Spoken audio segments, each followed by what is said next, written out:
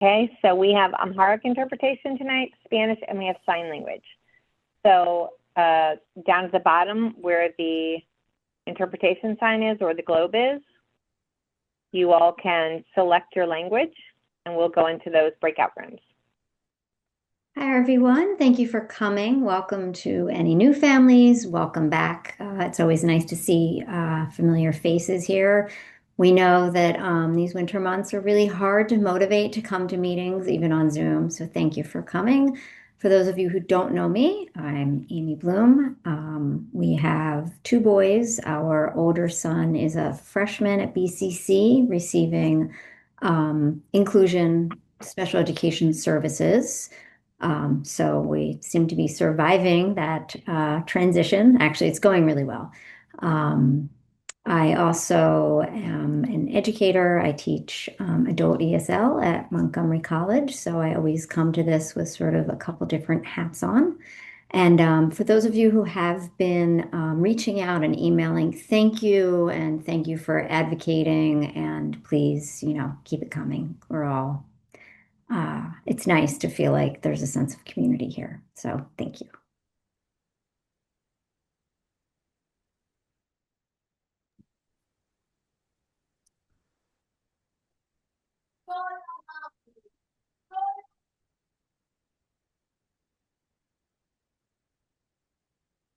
Thanks, Ag. Oh, hi. Good evening, everyone. Sorry, I didn't realize it's my turn. My name is Jingfeng Huang. I'm a parent co-chair of SECAC for a couple of years now. And I have a daughter who is in Robert Frost as a special needs student in seventh grade. And my elder daughter is a senior at Richard Montgomery. So she will be graduating this year. And on my another hand is I'm a parent mentor of a nonprofit called the Special Education Equal Development Society. So we are providing free services to over about 200 special needs students over spanning Montgomery County, Howard County, and Baltimore County. So it has been a lot of interactions with families with special needs students. And I really appreciate the platform of the SECAC that actually can bridging up our special needs families with MCPS in advocacy and in many other community services as well. So we have receiving the email, as Amy said, we have been receiving emails from parents about any concerns you may have. So feel free to email us, as we are on the same boat as parents. So we understand you, and we try to our best to raise voice for you as well. So please get in touch if you have any concerns and you need us to help. Yeah, very nice meeting you guys. Thank you. And I don't think Brooke is here this evening. She had sent a message saying she was not feeling well. But Brooke Levy is our other parent co-chair, also very actively involved in the community. She is, I actually don't remember her title, but for the Down Syndrome Network for Montgomery County. And she has a daughter who is a student at Seneca Valley and is also someone that you all can reach out to. Next slide, please. I think now it's my MCPS special education services staff can come off mute and introduce yourselves as well, please.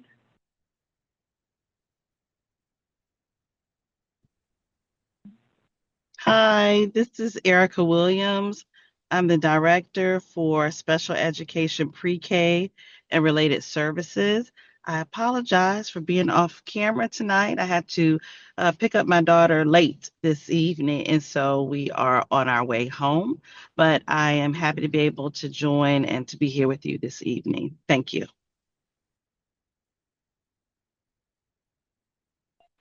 Good evening. I'm Jada Langston, Director of Special Education Services, and I'm glad to be here with you this evening. And good evening. I'm Dr. Lisa Guerra-Jones, your Associate Superintendent for Special Education, and very happy to be with you this evening. Thank you so much. I often don't know all of the leadership that's present, so if there's anybody else here on leadership who wants to come up and say hello, please feel free to do so.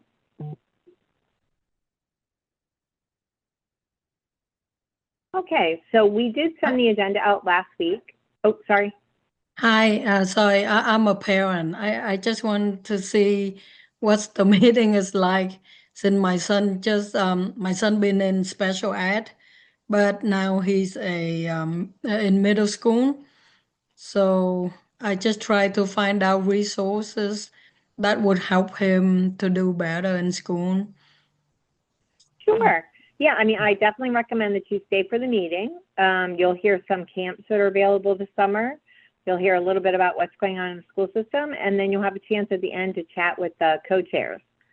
Okay, so we're glad that you're here with us. Welcome. So at this point, we're going to move into, we had actually planned to do feedback on feedback, and then we also have some public comments tonight. So I'm going to turn this next part over to Jada, who is going to give us some information. All right, thank you, Mary Beth. Good evening again, everyone. Want to share with you your feedback from the December meeting when we had Dr. Taylor, our superintendent of schools, attend the meeting. We want to make sure that we thoroughly answer your questions and provide that feedback. And they are members of the teams, the different offices in central office that will be answering those questions, and we're still gathering that information. So we're going to defer the feedback until February's meeting, and we'll make sure we have those answers for you because you were very engaged, and we want to make sure we give you the correct information to support the questions that you asked. So I just wanted to give you that update that we're working on it, and they will be shared in February. Thank you so much for that. Next slide, please. So we do offer an opportunity for public comment, and for this meeting, we have 3 parents who signed up. Just as a reminder, public comment is an opportunity for you to share some information that you feel is relevant to other families and to MCPS staff. We encourage this conversation and dialogue. It is a reminder, though, that you'll have about 3 minutes max to speak. We don't make any decisions, so I don't want anybody to feel badly when you finish that we don't say anything. It's just not the practice during public comment to have a response. Any of the information shared will be handled and discussed, and then we'll review it when we do our SECAC planning meeting in 2 weeks, I think. We do expect people to be appropriate, right? We are a educational organization. So while we know that you're coming with a lens of maybe some heat behind it, like a lot of passion, just remember that we are sort of we're in a public forum, and we want to hear what you have to say, but obviously we expect some proper behaviors. Not that I'm worried about the speakers tonight, but that is, in fact, those are just the messages that we give. Under the names of the 3 speakers, there is a QR code for those of you who might be interested in sharing public comment at a future meeting. This would be the link that you would want to use. It's also available on the MCPS special education site under SECAC. So I'm not sure if everybody's here, but I'm just going to go in order. And so Wendy Keats, if you are here.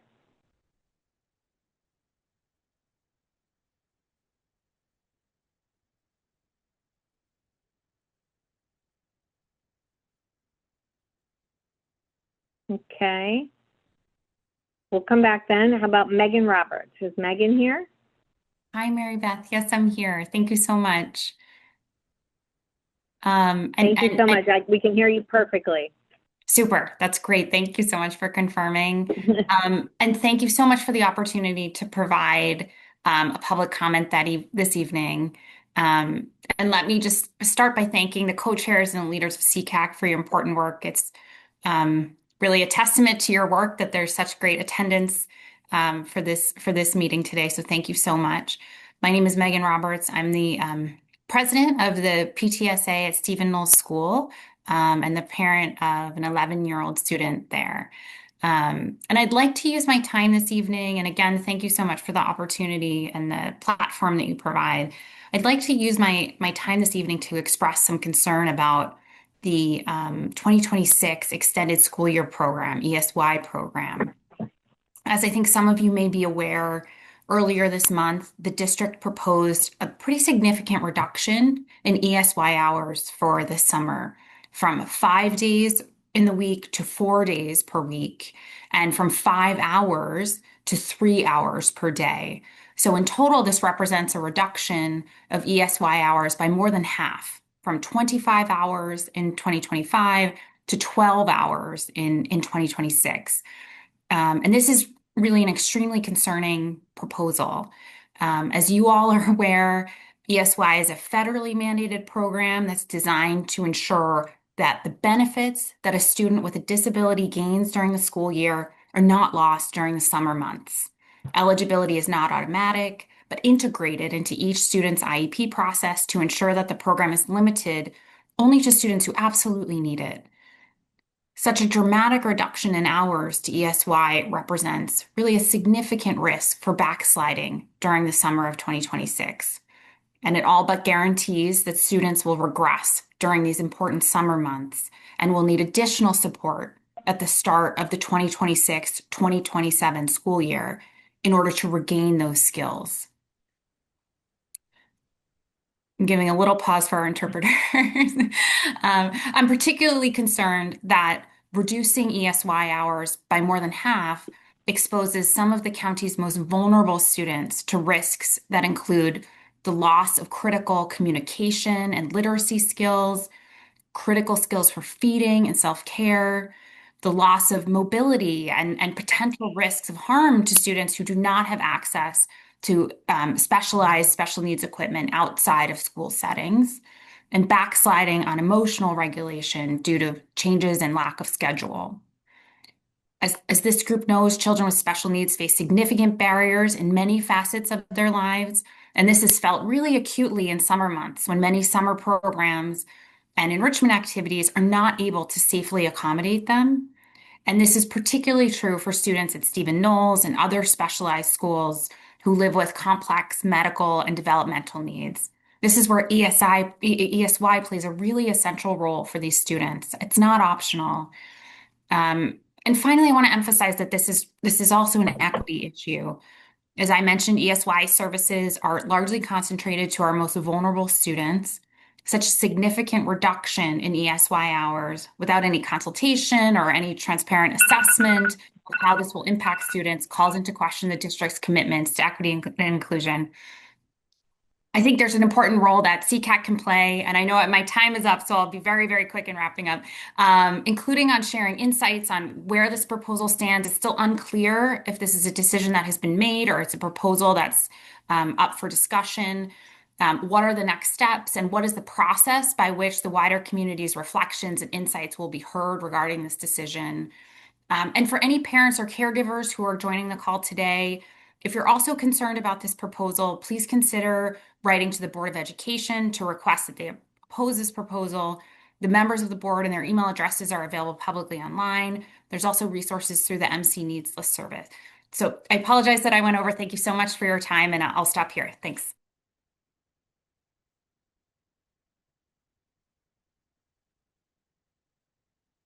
Okay, thank you so much. Can you hear me? Okay, good job. Thank you, Megan. We appreciate your comments. And next for this evening, we have, I think it's Magda, is that correct? Yeah, it's Magda Nakasis. Can you hear me okay? Hi, Magda. Yep. I am also here to talk about ESY, so I'm probably going to make a lot of the same points, but you'll hear a lot more about my particular kid. I asked to talk tonight because I want to speak up about the proposed cuts to extended school year for summer 2026.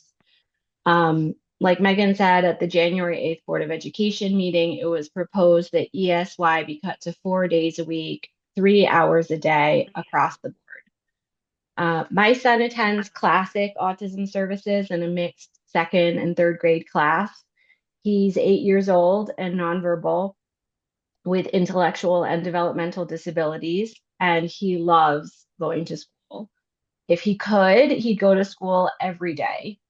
The amazing support and understanding he receives in MCPS is the only thing that helps our son.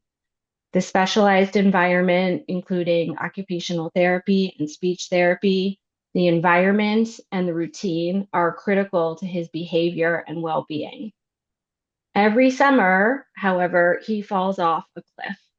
My son's backslide is significant, and ESY is critical to maintaining everyday life skills, for example, toileting, and reducing self-harm and physical aggression. Try as we might to create consistency and routine every summer, our son is inevitably thrown into chaos. For my older kids, summer might mean staying up too late, watching too many YouTube videos, or forgetting his times tables.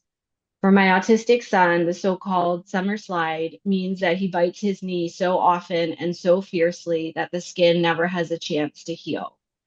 I can't sit him down and explain what's happening. There is only reality and routine.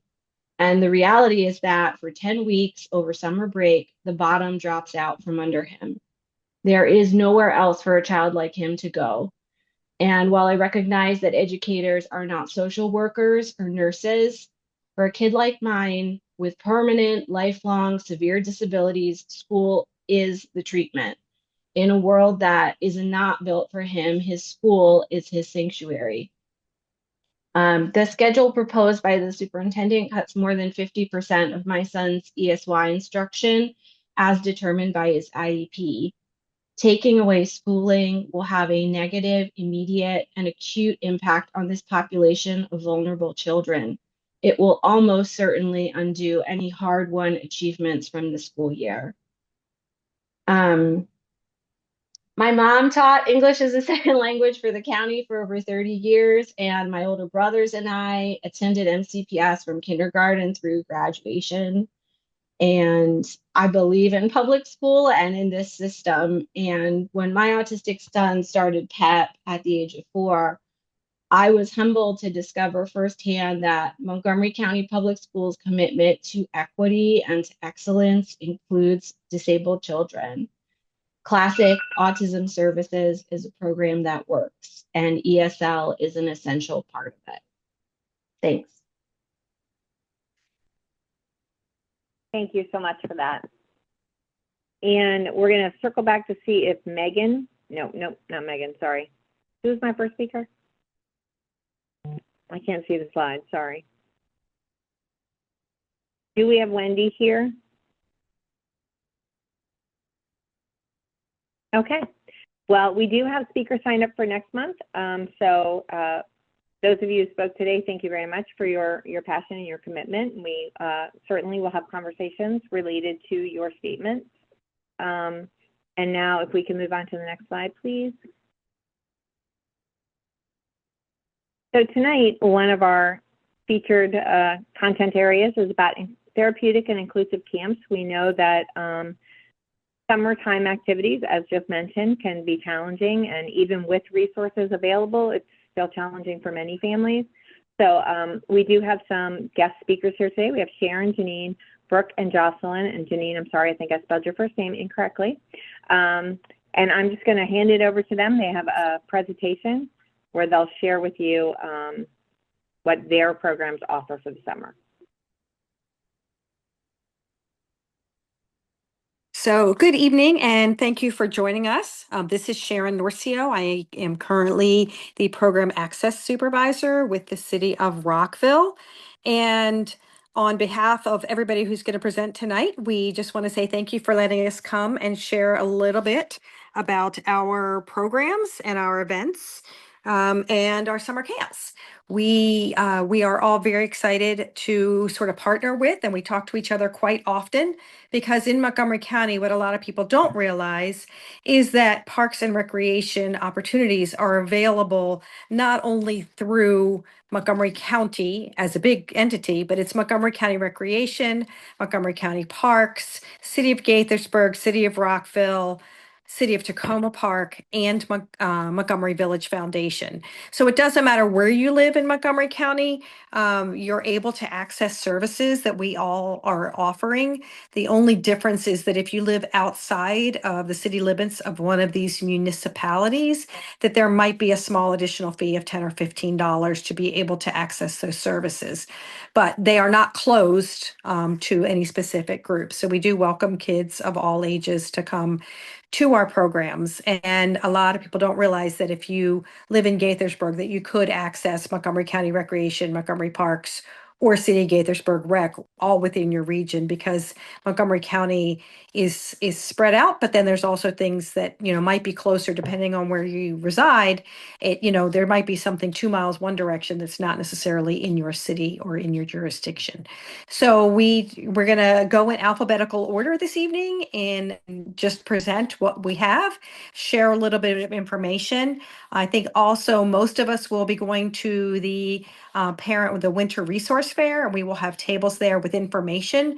So not only can you follow up, we're on the slides that you're going to see, you will be able to learn a little bit about not only the municipal programs, the centers that we offer.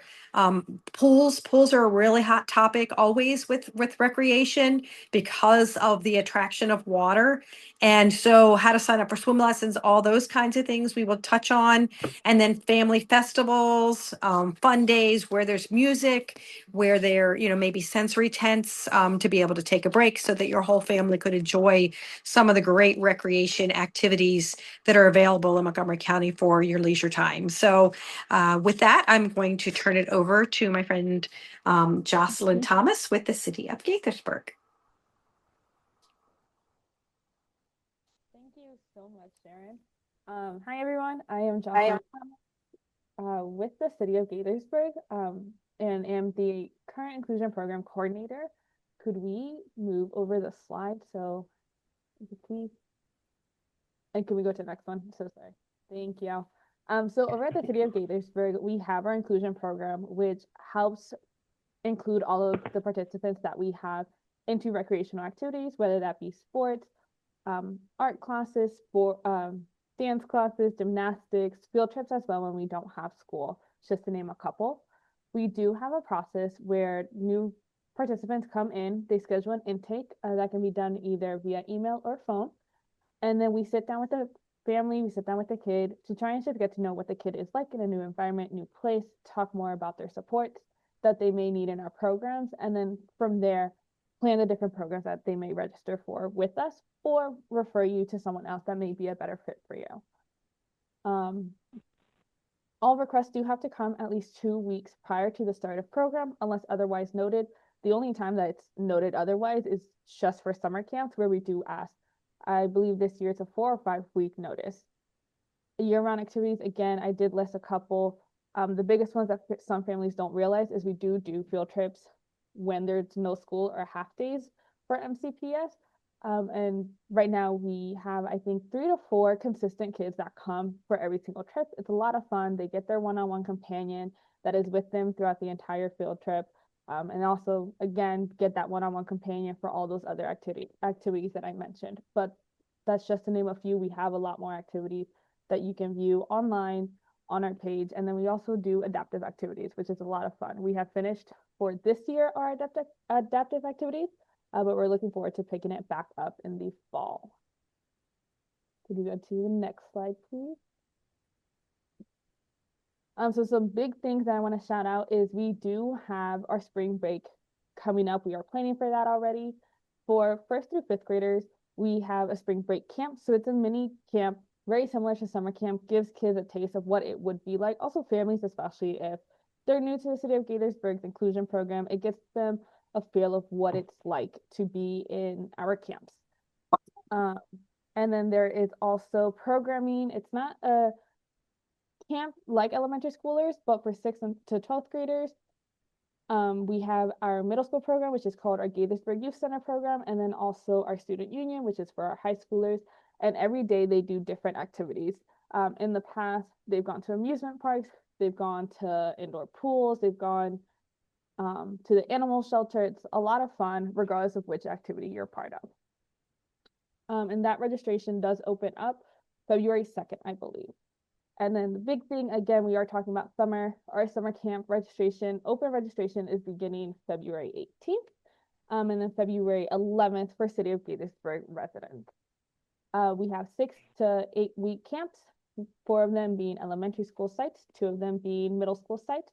One of those 2 middle school sites are a specialized camp, so they go on field trips every single day during the summer. That does not include the 2 times that they go to the pool, and that's across all of our summer camps. Besides the pool, All of our camps do at least one field trip every single week, and then do at least one special event every single week, whether that be tie-dye or coming out for a parade. A moon bounce usually gets delivered once a summer to our different sites as well. Again, you can look more into our program and our offerings through our website. I've left a link in there. My contact information, I'm always available via email or phone, so feel free to please reach out. The inclusion programs for the city of Gaithersburg are usually within the city of Gaithersburg. So we do during our camps, we go to different city schools, but everything is pretty contained in the city of Gaithersburg, if not very, very close to it. And that is it for me. Thanks, Jocelyn. Should we just plow through and wait for questions at the end, or do we want to take questions for Gaithersburg now?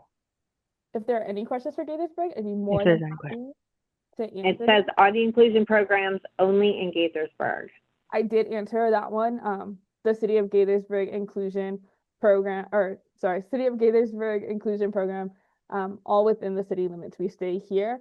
If, again, like Sharon said earlier, if you're doing a Montgomery County program, then they have their own program over there. City of Rockville also has their own program over there as well. Is that only for Gaithersburg residents? It is not. It is open to anyone. There is an additional fee if you are not a city resident, but City of Gaithersburg programs are not just open to city residents. We do actually have a couple families that come from the Silver Spring, Kensington, Wheaton area. Thank you. Hi, is there a special requirement to join that recreation center? If you just want to stop by, there's no special requirement. If you were signing up for an activity or program to get your child the support that they need, we do require that intake that I mentioned earlier, and we can schedule that well in advance. You can just reach out and we can speak more into what it takes to do the intake.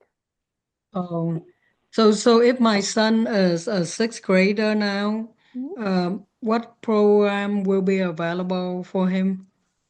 There is a lot of programs available for all grades. Again, I would highly recommend going onto our website. I will put a link in the chat, and then you can browse through all of our offerings there. Okay, thank you very much. Is this application only available online, or are there like paper applications? Applications for the program? Yes.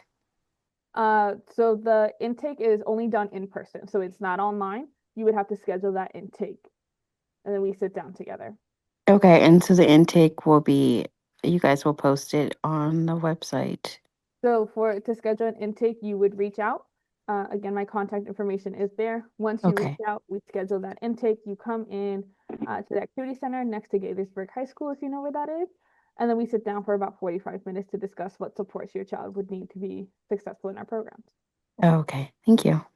And then I see someone ask when the spring break camp open for registration. That will begin February 2nd. February 2nd, okay. There is no private swimming training in Gaithersburg, unfortunately. However, our classes are a max of 6, and it's very rare that I've seen it at full capacity, but you would still have a one-on-one in that swimming pool for your child. Do families need to register first through the link and then do the intake session? You would first do the intake session, and then we go and register together. And y'all can keep just popping questions in the chat, and I'd be more than happy to answer. So when we schedule for the intake, do we call your number as listed down here? Yes, you would. Or can we just send email and ask to get the intake schedule? You can do either one, whichever one is most convenient for you. Okay, thank you very much. Of course. There is one request from parents. I think it's a good one. Can you speak to, each of you when it's your turn, speak to the daily living skills and behaviors that are your prereqs for students attending? because I do know that some families, there's been barriers in the past based on what their children need. So the biggest thing for the city of Gaithersburg is we don't offer any personal care. There are ways to get around that within the city of Gaithersburg if we do shorter programs. So we do have some kids in our swim lessons that may not be fully potty trained, but because the swim lessons are only 30 minutes long, parents will take the kid to the bathroom right before class or right after class, and then they're with us the rest of the time. And then 30 minutes later, they're given back to the kids. If that is a barrier, that's usually what I recommend families to do, is to do a shorter activity or class and then take the kids to the bathroom before or after.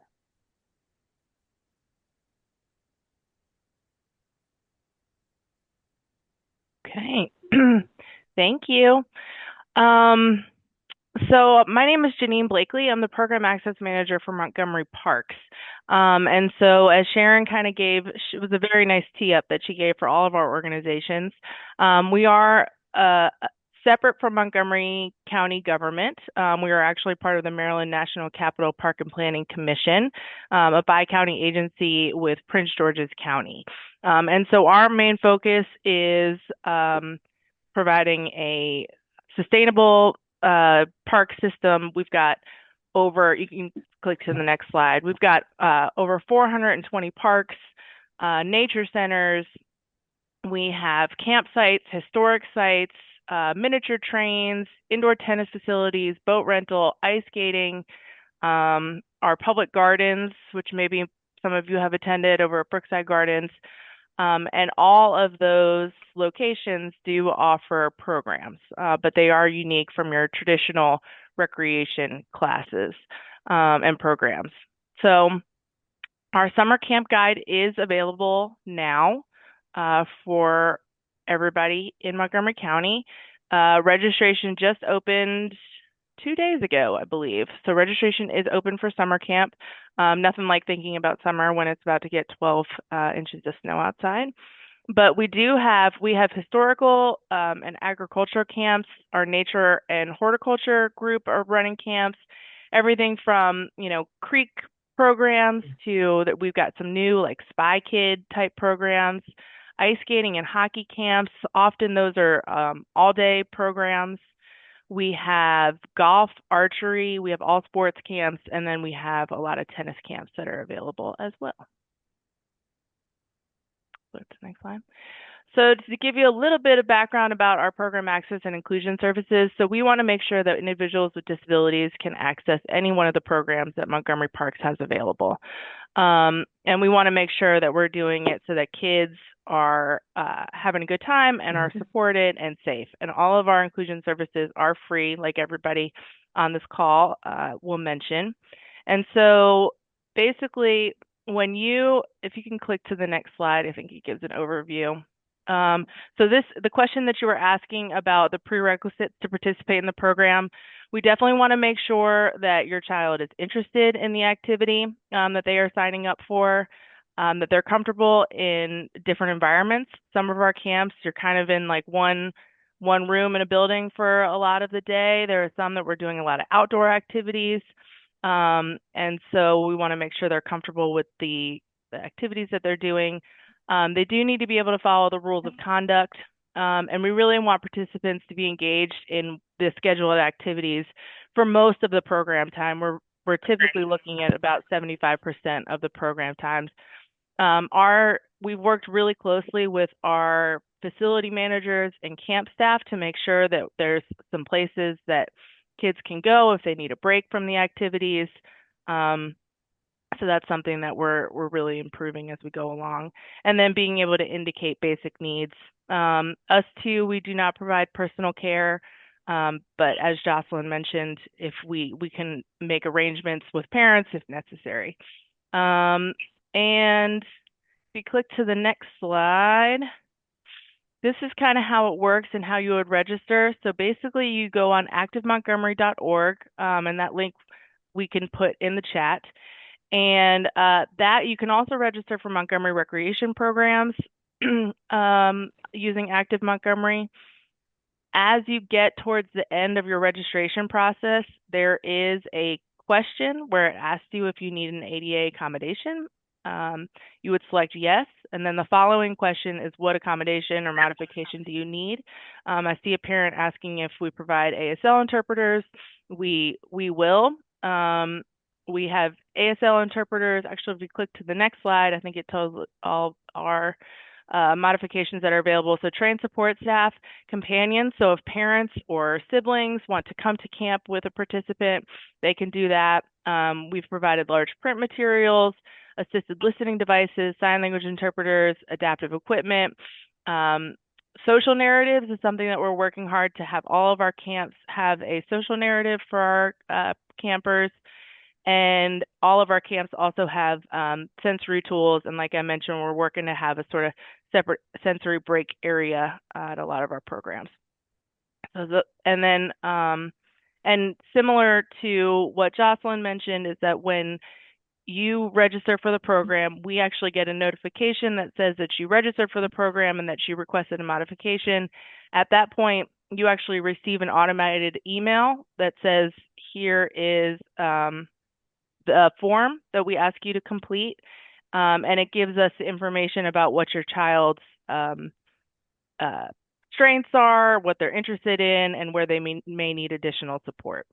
I see a question about a social narrative. They're called a social story is probably more familiar, but we found out that word is trademarked. And so we basically just tell the story about what camp would look like. What does check-in look like? What is lunch going to look like?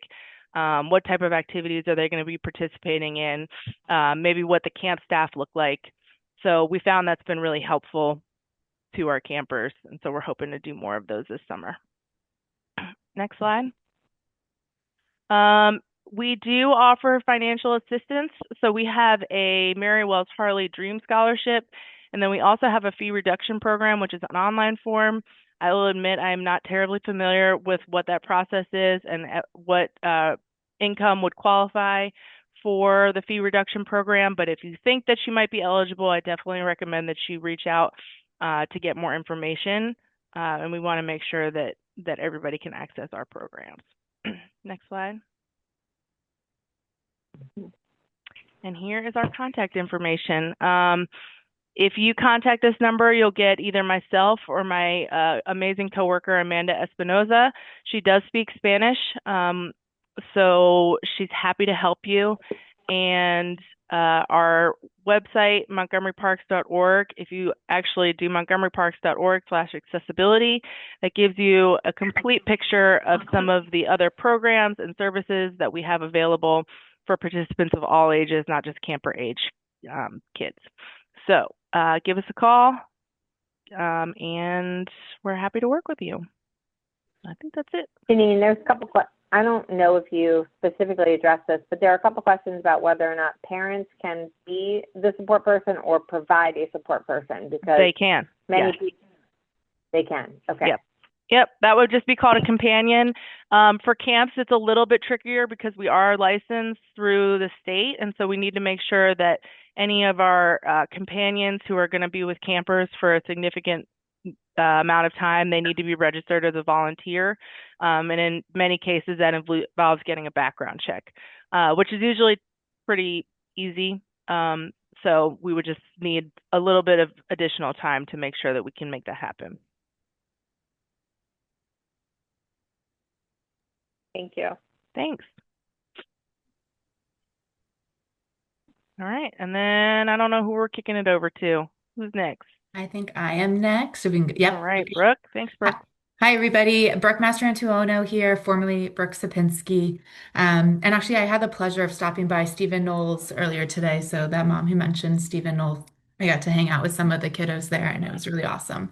But yes, so you can scan the QR code to learn a lot more about Montgomery County Recreation and our therapeutic recreation department and programs, and everything is on that website. But I just wanted to highlight a few things. Some of our upcoming spring 2026 therapeutic recreation programs are all listed there. We have tons of offerings that will be opening up soon. Spring registration will begin on February 18th. We also have a spring break camp as well, so you could register for that if you're interested. It's at Bauer Drive, 6 to 21-year-olds. We also have some special events coming up in the spring. We offer parents' night out events where parents come and do one activity. Actually, have one tomorrow night. It's a cooking. Parents will do a cooking while TR staff hang out with the kiddos, kind of like a respite night for parents. So stay tuned for more of those to be coming up. The first Friday of every month, we have TGIF, 2 hours of some inclusive fun at our community center. And then we also have a big event, the Extravaganza on March 14th, which is just a big games, crafts, family fun, and accessible egg hunt for children. So if you're interested in that, you can register for that as well. Next slide. Thinking forward to summer 2026, we do have some therapeutic recreation summer camps. So that information is listed there for you. Registration did open on Tuesday. So if you are interested, I would definitely recommend getting registered sooner rather than later. Spots do fill up. But we have our main TR camp is Summer Fun Zone. We have 3 different age groups, the youth, the mid, and the teen. That is for the whole month of July. And then it's also the first week of August. For the month of July, it's all at Glen Allen Elementary School. The first week of August, there's at a few different locations because we got kicked out of the MCPS schools that first week in August. But then we have the summer camp after ESY, and you can organize transportation from ESY to the summer fun zone. And then in the second week of August, we have 2 more TR camps that are listed down there at the bottom.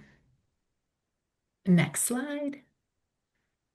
I also wanted to mention that year-round, we have therapeutic recreation programs. I highlighted the ones that are coming up in the spring, but we do offer TR programming throughout the year. So you can always look for that. But even if you're interested in any Montgomery County recreation program, not just TR, we do support inclusion services. You can kind of register for any program or class. You would email recinclusion at montgomerycountymd.gov to make your request. And then usually I will be the one following up with you to gather more information about your participant, how we can help them, and kind of what accommodations or supports they might need. Again, it can be sign language interpreters, it can be companions, inclusion support partners, Braille, whatever it might be. We want to try to be as inclusive as we possibly can. Next slide. Oh, good question, Catherine. We are aware about the changes in for MCPS and ESY. Our TR team is working with MCPS and having meetings about those things, and we are aware of it, and we're going to collaborate to try to support our community as much as we can. Just stay tuned. These changes are kind of happening on the fly, so yeah, this presentation was definitely made before that. I did just want to note here the ways to register. You can also find this on our website as well, but you can go to Active Montgomery, similar as Montgomery Parks. You can just call our customer service line if you need help registering, or you can print out old school registration forms and mail them in to us. You can also just come into headquarters and we can help you there too. So different ways to register.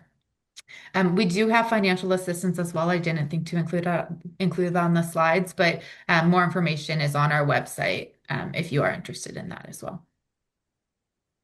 I believe that's it for me. Can you go to the next slide? Yeah.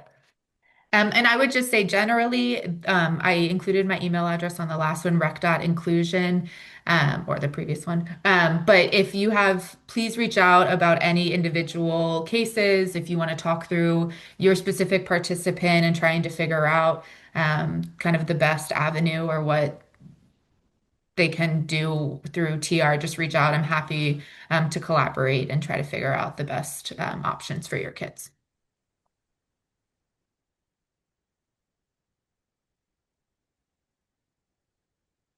Thanks, Brooke.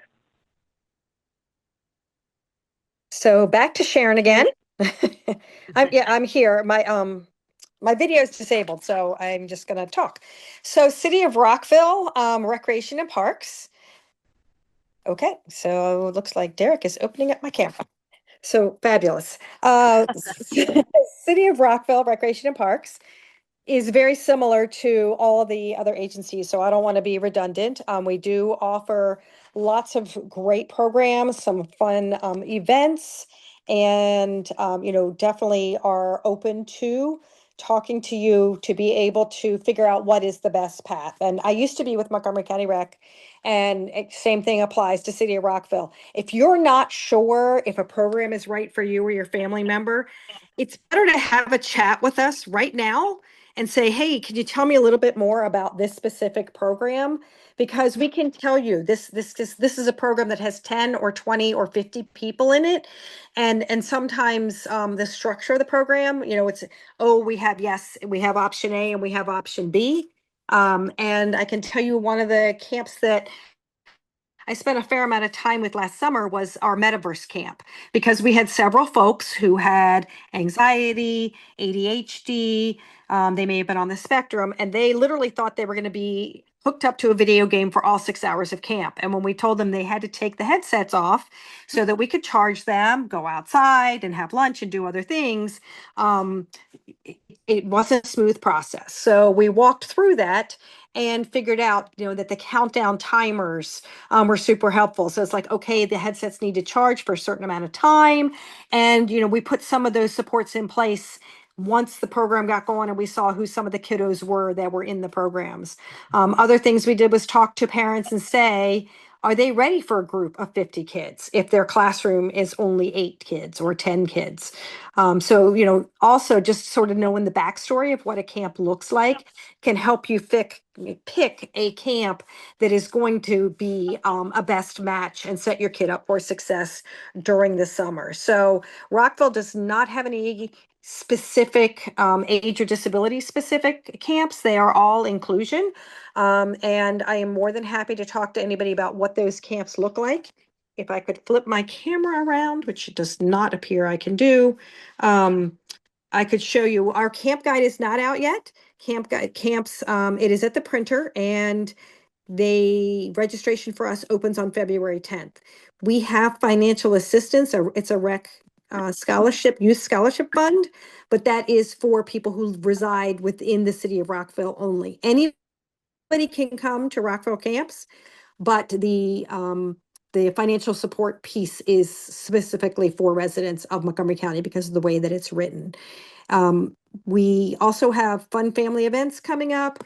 We have launched a sensory tent at many of our big special events, like our hometown holidays, so that if your family wants to come and somebody just needs a sensory break, we have a place to be able to do that, which is, new to the city as of last May. We launched that. So we're super excited about, adding new things all the time.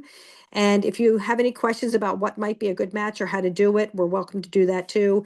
As everybody else mentioned, in terms of inclusion, people do need to comply with the behavior policy, and mostly that's about health and safety. So, we do everything we can to keep somebody in camp and to say yes and to make a program possible. And I think that that's a fabulous thing. But we're also realistic that we don't have the resources to be able to provide personal care or medical interventions.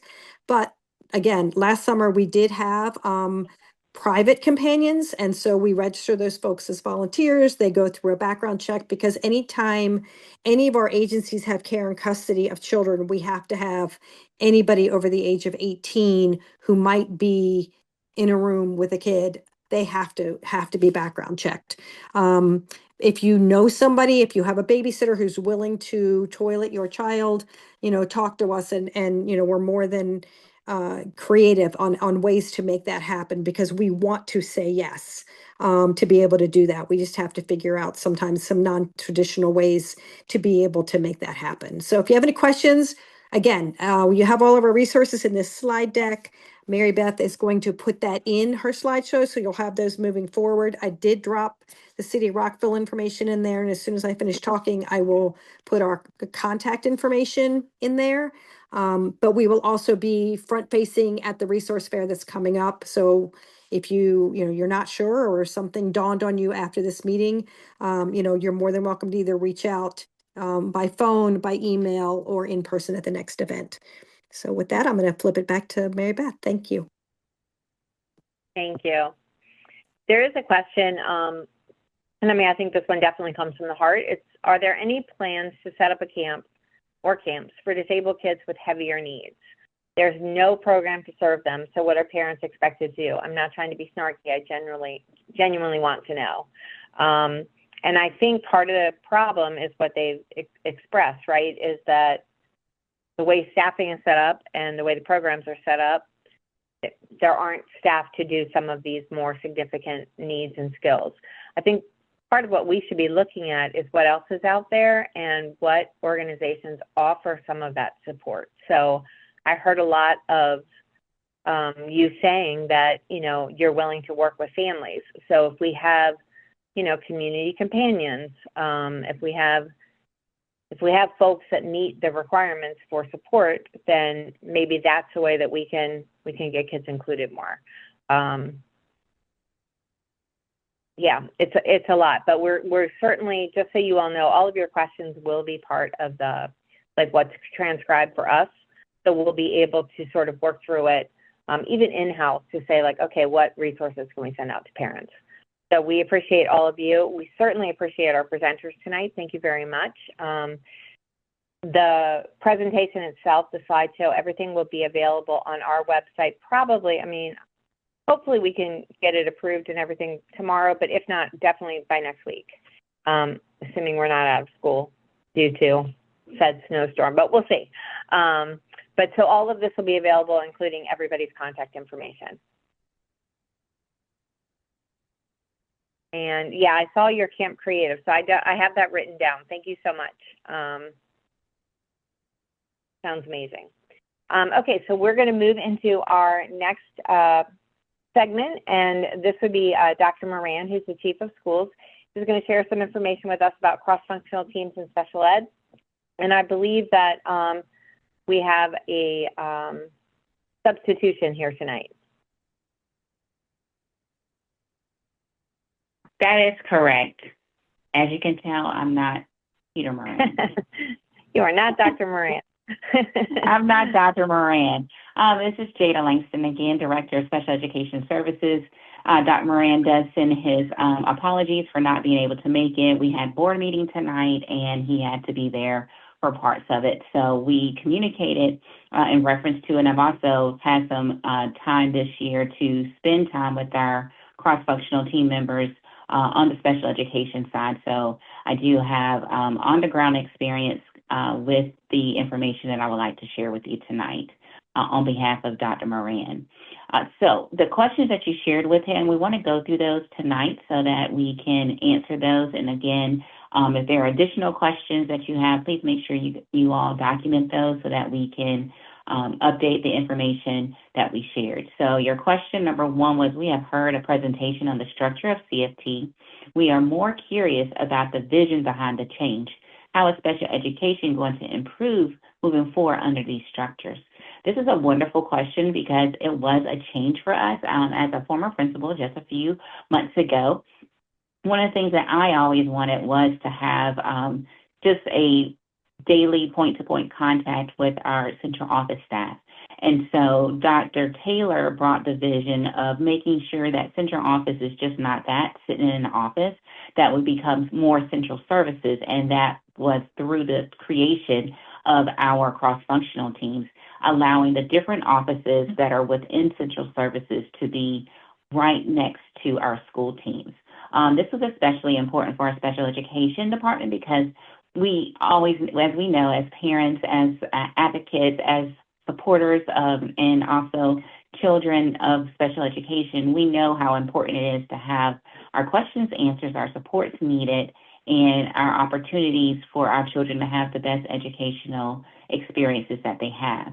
And so a part of that cross-functional team does include two special education members, one being a instructional specialist and the other being a coordinator, in which their roles, as we are learning and defining along the way, are going to be more defined as we come into the next school year. However, this year they work very closely together in an overlap in the support that are needed for our schools. They work together in special education meetings. They work together in compliance needs. If we receive state complaints, they help schools in organizing the materials and things that they need. They can also work together with supporting our RITCs, which are our resource teachers for special ed, our case managers. They can provide professional learning, boots on the ground right then and there with our special education. As you know, that the landscape with special education instructors has changed. We don't have as many as we had back in the day when we were all coming through education majors with a concentration in special education. We have a lot of career changers in their field who want to come and be a part of it. However, we can't provide all that training within the beginning of the school year, so we provide professional learning throughout the year, and that's one of the roles of our cross-functional team special education members to help provide that on-the-ground support for them.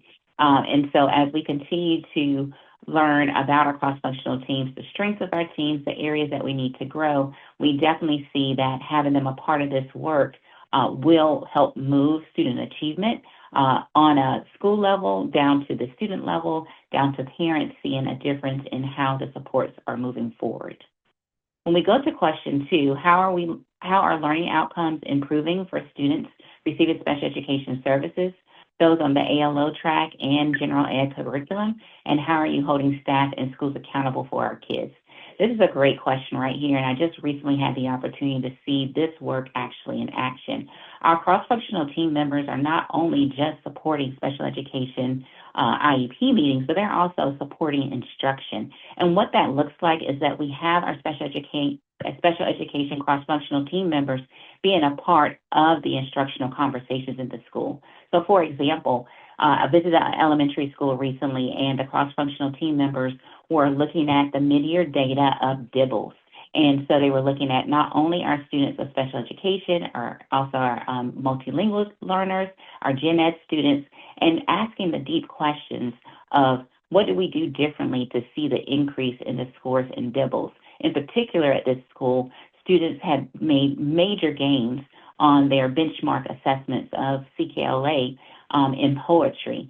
And so those questions that our team members were asking and that the team together was looking at individually for each of our students, not only our general ed students, but in particular our special education students, and then talking about how the individual goals that our students have academically, their math goals, their reading goals, and how those goals were a part of the instructional work, and how do we need to continue to make sure that's embedded in the instructional learning plan, starting not only with small group instructions, but first level instruction that teachers are doing. And so to see our team members actually in that work right alongside their gen ed teachers, the building leaders, is what we're supposed to be doing. It's not just about having a meeting, but it's about building instruction. And so on a school level, we're seeing that instruction conversations get stronger because special education is not to the side, it's right alongside all of the conversation of instruction at the same time. In the room as well with our reading specialists, our math specialists, and we're really having a deep dive into those conversations. Another example of that is our master schedule review. All schools are going through that at this time because as they prepare for the staffing season, they need to know what classes are they going to offer. And again, another great example that took place in the middle school recently, and they were doing a pre-work of it, looking at the interventions that our students are in and how many intervention classes do we need. Also even digging deeper and saying, how do we make sure that we are looking at how we're exiting students from interventions? Because interventions are not the only opportunity that students have, but it shouldn't be the one thing that students are doing all year long. And so our team members at the time were really digging into the interventions, looking to see how much time students were spending on it, what was the growth, what was the lack of growth in that, also beginning to think about next year and their feeder schools of students coming their way and who would also may need interventions or not. They were also looking at how they're going to offer their classes. We, as MSDE is offering to all of us a new math pathway. our students are going to have to spend more time in math, not this coming year, but the following year in middle school, looking at about 60 minutes, which is definitely going to be coming out and sharing with you. And so with that, the team is already thinking 2 years ahead about how they're going to make sure that students are receiving those services that they need of the 60 minutes. What's going to be in that 60 minutes? How we're going to do the pull-out support if needed. How do we strengthen the co-teaching models that we have available to students? And so with our special education team members being a part of that, again, on the school level, we're going to really begin to see those conversations being more aligned and not separated about what's happening with the curriculum for all of our students and not just our general ed students. And that's the work that we want to see on the ground happening in schools, that we're having those conversations together. And then lastly, how does the structure support and help special education teachers? Just kind of referring back to my beginning point when we talked about the career pathways in which our teachers are taking now, and many of them are not necessarily the traditional pathway of education majors first, that they are career changers and may decide to come along the way. And many of the programs don't necessarily have can get everything in the amount of time that our teachers are in school. So with the cross-functional teams, we are able to provide in the school buildings professional learning during teachers' planning periods, before and after school, with stipend pay if it's available. But we're able to help right there. We're also able to do some side-by-side work as some of our cross-functional teams have gone in and worked in with some of our discrete programs, in particular our social emotional programs, and providing a series on professional learning on de-escalation, rational detachment, restorative practices to work alongside our team, so that we can ensure that we're there on the ground working together with the supports that are needed, and not waiting for a centralized professional learning, but we can customize it and make sure that it's available to the teachers at the school, based off the school needs, based off the students' needs, and based off the teachers' needs. And so with this cross-functional team structure, it really allows for the work to be done on an ongoing basis and right on the campuses of schools versus waiting for central services to offer things. And it makes it more of an inclusive and supportive environment versus one that is waiting for an answer. And we know our families and our students and our teachers need the support on an ongoing basis in an immediate action, and that's what this work is looking towards this year. So that is pretty much what our structure is thus far. We're definitely going to continue to build upon it, and would love to continue to have family feedback, because as we know, as we grow in this development of our cross-functional teams, we want to be able to hear from you all the enjoyment and the engagement that you see differently in our students and in our school, because instruction is becoming a primary, which we know if we have the instruction in place, the routines and the expectations and achievement will occur. So, Jada, there are a couple of questions that you may be able to respond to. Okay. So one of them is just about how are we keeping IEP teams accountable for getting kids to grade levels? So, Mom gave some specific examples, but I think really the crux is how is the parent ensuring that she's getting enough interventions, and is that related to cross-functional teams? Is that something that you would reach out to someone on that team? Like, how does that work? That's kind of a two-part question. It would be one, individualized, so that conversation should be had during the quarterly progress reports to see if a student's not making progress. And those are those meetings that we should be having with our teams. If those meetings aren't occurring, then that's when we need to speak with the school team to see what's going on if we are not receiving the information about the quarterly progress reports. The other portion of not seeing progress would, of course, be if we're not seeing it on the assessments that students are taking. Our mid-year, as I spoke of, the DIBELS is happening now, and so many schools are already looking at that mid-year data, and a part of that with the MTSS plans is having those parent conferences. You might have heard, especially there's some adjustment in schedules that is definitely taking place right now in the elementary schools, with the fit time, which is a time also for additional intervention time. And that's going to be customized to based off students' needs, their data, and their assessments to see who needs what support. So those are currently going on right now, which we're having those conversations during our curriculum conversations that we have on a weekly basis. There are a couple of questions around how parent feedback has been collected in terms of, I'm assuming, like when the changes were made and now that they've been made, how are we ensuring that they're being uniformly applied and that the impact is being felt? Because this parent mentioned they're not having those conversations. That's very good. What I would do is I would definitely want to take that back to Dr. Moran's office because I want to make sure what data points and how we're collecting that information to share out. Okay. And then I think this is a little more specific, but even if we generalize, so there is an example of a cross-functional team where they had a special educator who's now gone, and then the other one on the team is had preschool experience, but it's a high school.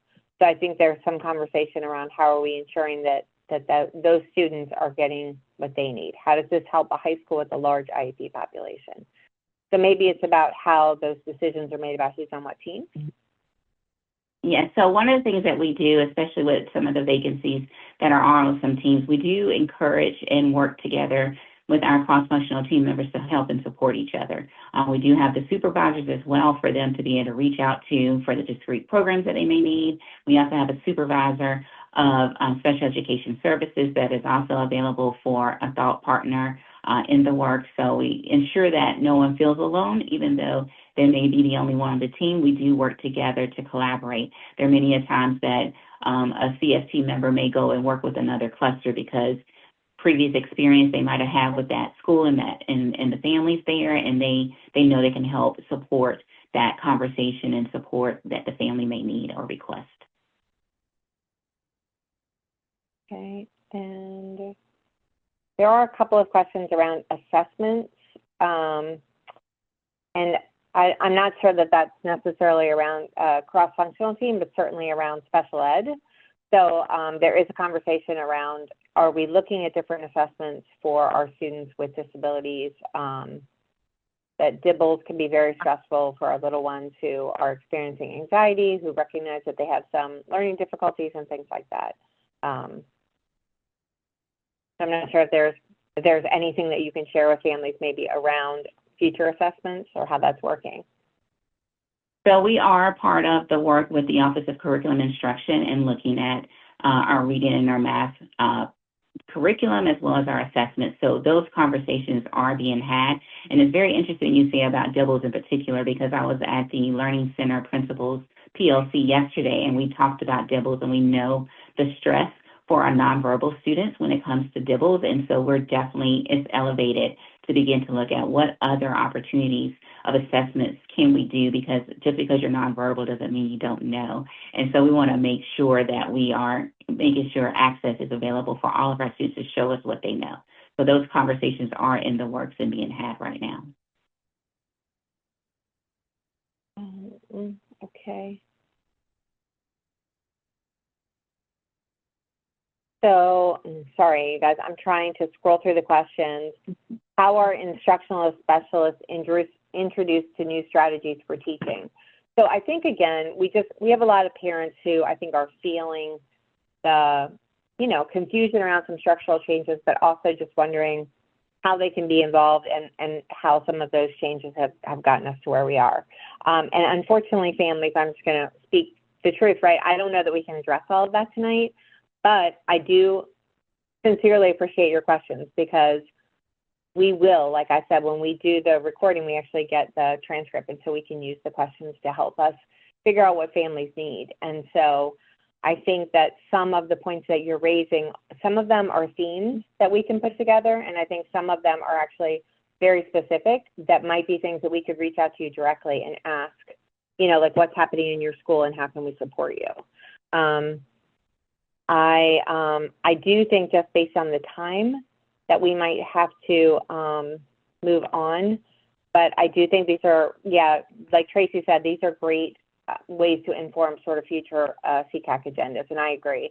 And Jada, I really appreciate you, stepping in for Dr. Moran, handling that cross-functional side, but obviously as the director of special ed, just being able to really speak to the work is very helpful as well.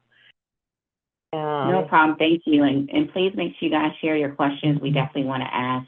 I don't know if you saw Dr. Jones's comment, but we are looking at the entire instructional program to ensure that we are meeting the needs of our learners. So please know that, we're a new administration, but we are truly focused on the instructional portion, and we want to make sure that our voices are heard. So thank you for your questions, and please make sure you put them in there so we can continue to use that as we're looking at our planning for the upcoming years. Okay, so I think the next slide is probably me, to be honest with you. Okay, yeah. So this is just a reminder for all of you that I am the Family Support Services Coordinator. This is my information. That's my cell phone. You are free to call me or text me at any time. You can find information on the website, or you can join the mailing list, where I try, some months are more successful than others, to send out information about workshops or things that are happening, or certainly about meetings that are coming up. So the QR codes are there for you.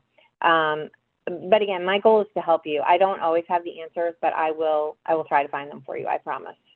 And the next slide is about, we are going to have a winter resource fair.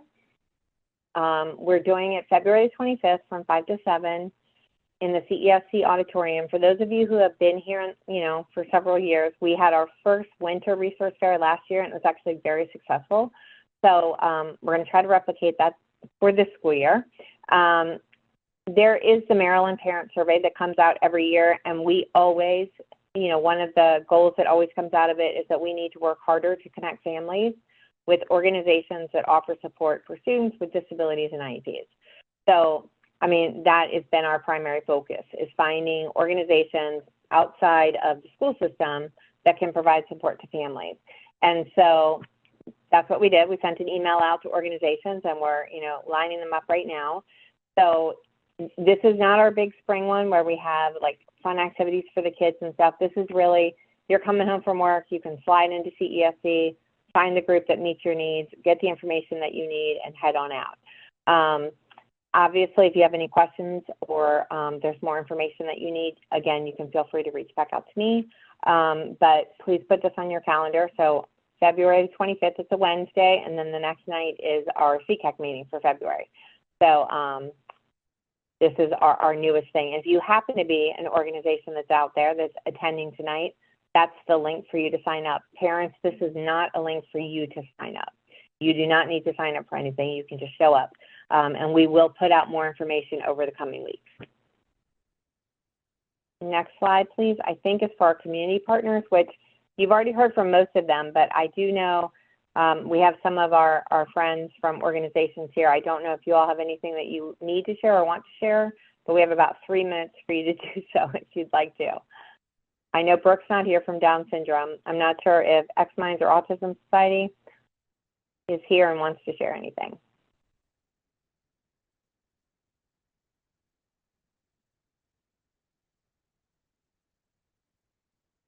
Just waiting just a second, because sometimes people have trouble getting off mute. Okay, I'm going to assume that we are good here. The next slide, this is our survey for tonight. Yes, Tracy, I'll throw that in there. This is our survey for tonight's meeting. And again, it's really just, did it sort of meet its intended objectives, and sort of where are we going from here, right? So if you could take just like 2 minutes to fill that out, that would be amazing. And then the last slide, I believe, is just a reminder about our upcoming meetings. So again, we have 4 more meetings, and I don't know how much we can do in that time in terms of like saving all the problems, right? Fixing them all, but we will do our best, right? Working together collaboratively. If nothing else, we know we have each other to sort of work through some things. So I'm going to put my email or the website's link in there. And then I think at this point, we are going to move into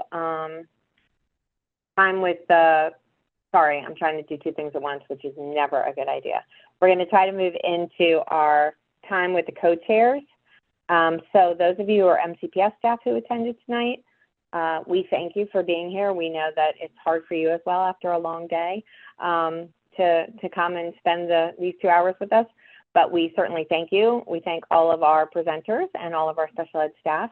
And families, again, we are going to have some conversation around, I think ESY is probably going to be a big one, but we don't have a ton of time, which I know is unfortunate. But I'll let Amy sort of figure that out if you guys want to schedule another meeting time. But again, if you are MCPS, we thank you for your time. Have a wonderful night.